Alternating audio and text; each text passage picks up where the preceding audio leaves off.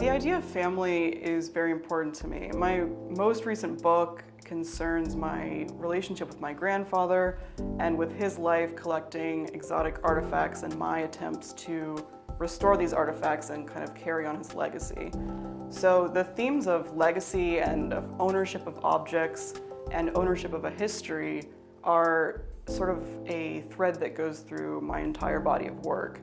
And I think that level of personal ownership of a story can lend such a strength and such an authority to a piece of artwork.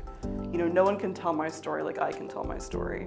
And I think that by using my own family in my work, I'm sort of connecting to the past and raising questions about the past in a way that I couldn't otherwise.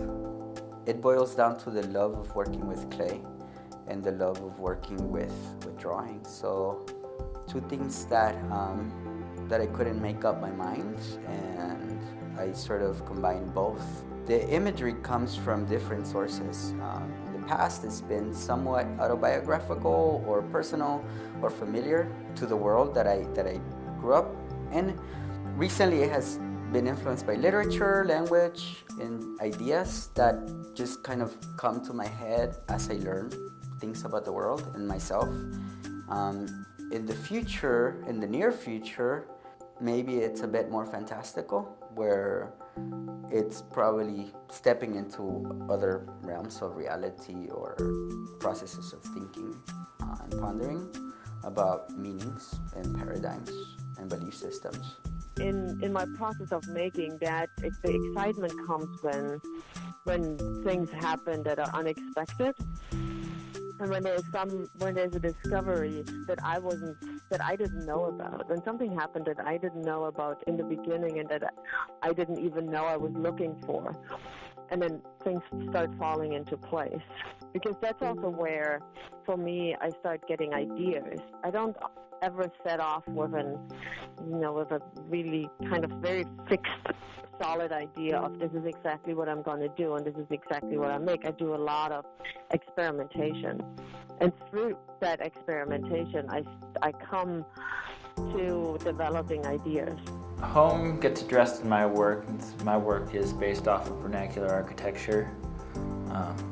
I deal with the actual structure of stick-built framing, or sometimes called balloon-built framing. It's really based off of my own personal journey as somebody who moved around a lot, both as a kid, had many different homes, and then as an adult, professionally moving around from different residencies, teaching positions, that sort of thing. My home was really always moving, so I think building these structures was sort of a way for me to cope with always being in a different place again and again, and that sort of migratory lifestyle that I think is a part of a lot of young people's existence, but also that is a part of what's going on in the culture right now.